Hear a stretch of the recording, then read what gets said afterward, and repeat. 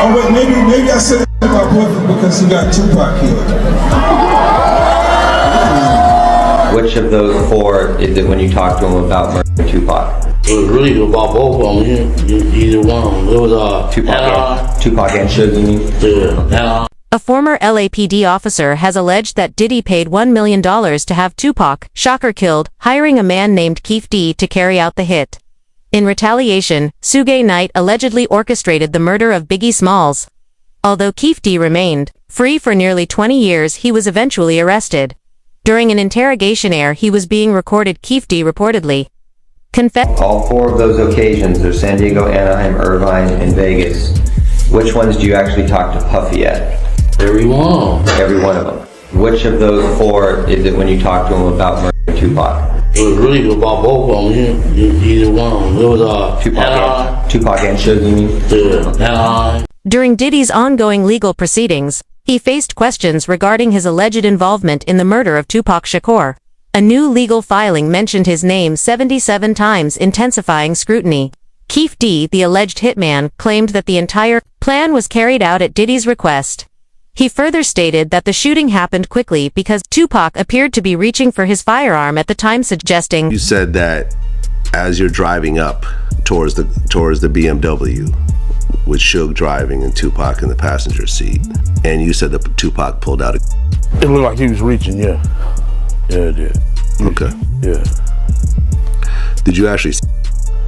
No, once he got the reaching, I got the ducking. So someone from your car. That's what happened. Sorry. At Tupac and Suge. When this revelation was shared in the courtroom, emotions ran high as it became clear that Tupac may have sensed what was coming but, tragically, wasn't fast enough to defend himself. The news quickly made national headlines, sparking widespread reactions.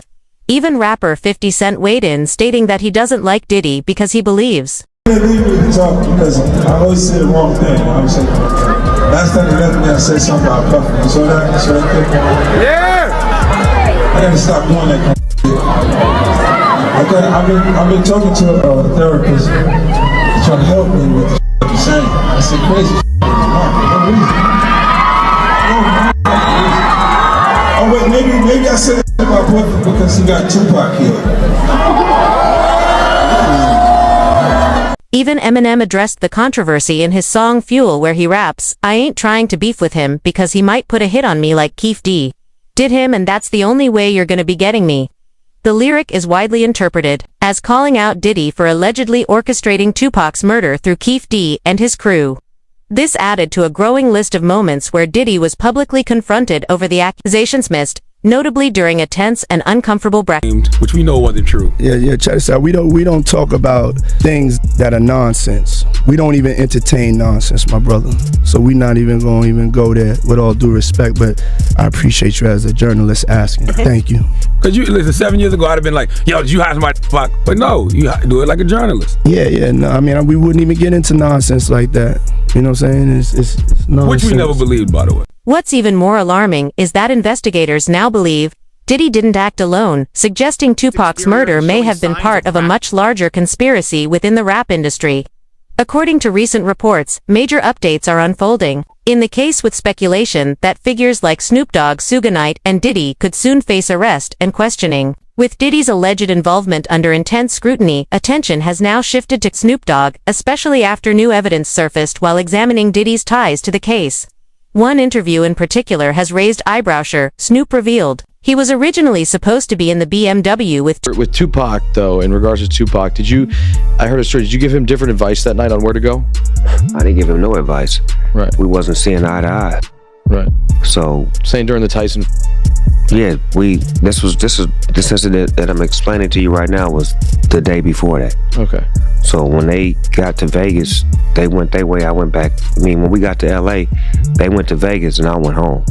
That's why I wasn't in the car with them. As when Snoop mentions that he was supposed to be in the BMW, but after last-minute changes, he didn't go. Fans got very suspicious. However, it was likely due to him and Tupac having an altercation. The last time me and Tupac was on the same page, and I did an interview with Angie Martinez, and she asked me how did I feel about Puffy and Biggie, and I told her that I like their music and I want to do music with them.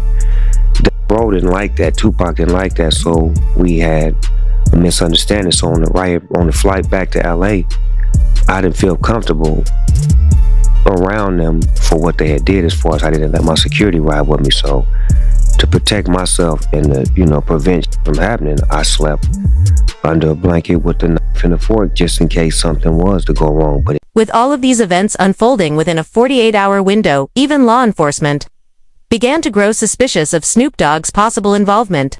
Their investigation revealed that Snoop had deep connections to the streets during that era. This led many to speculate that he may have received a tip that a hit had been placed on Tupac, prompting him to avoid getting in the car that night. Further fueling speculation, federal investigators uncovered another interview where Snoop admitted that just 2 days before Tupac's death he felt like Tupac hated him. This revelation I say a week before he died, we was best of friends. 2 days before he died, I don't think he liked me. Why? Because we was in New York. Oh, yeah. And it happened. New York, they shot at me and did all kind of shit to me, like just the worst you could think of. And I forgave him. And went and did an interview and was asked, how do I feel about Puffy and Biggie? And I was like, I like it. I want to do some music with him. And that just rubbed Cuz the wrong way, like tried to kill me, out at you, and you talking about you want to do a song with it. I wasn't thinking about his emotions. I was thinking about the way I felt at the time. I wasn't into no controversy. I liked his music. They was our friends. We was all friends at one point. This video footage of all of us hanging out. As these revelations came to light during the Diddy trial, the courtroom was shaken when physical evidence was presented, leaving everyone with chills. Keefe D gave a detailed account, claiming Tupac's murder was carried out at Diddy's request, and was part of a larger rap industry hit. He described the events of September 7, 1996, when Tupac was in Las Vegas with Death Row Records CEO Suge Knight. The two were headed to the MGM Grand to watch a Mike Tyson fight. After the match, while walking through the arena lobby, Knight and their entourage went to the Mike Tyson, the MGM Grand.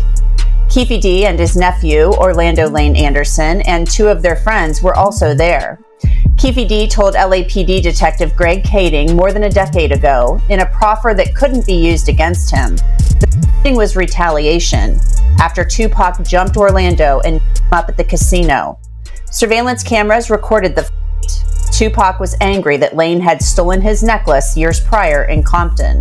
Tupac, Suge Knight, and the entourage left the casino quickly. Security quickly intervened to break up the altercation between Tupac Suge Knight and their rivals, but the incident forced Tupac and Suge to change their clothes before continuing with their night. They returned to their hotel, changed outfits, and later headed out around 11 p.m. to attend a nightclub.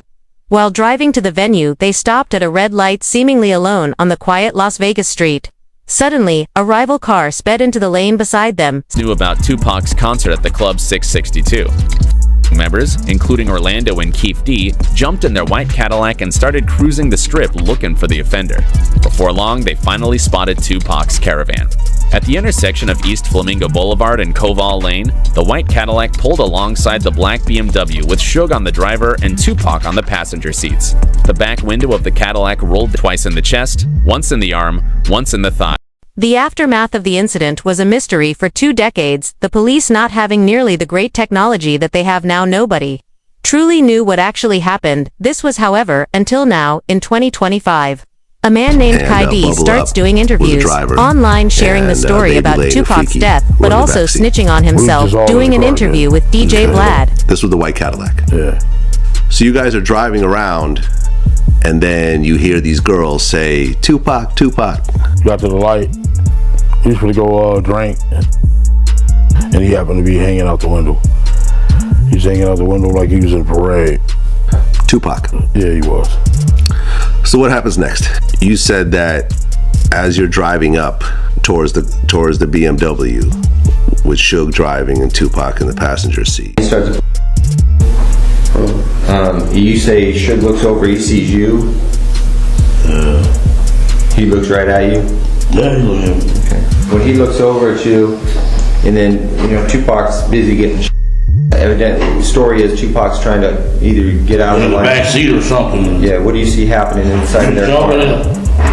I seen him going Suge head. I thought he was. So Orlando across Dre. He leaned over on the window, we rolled down the window.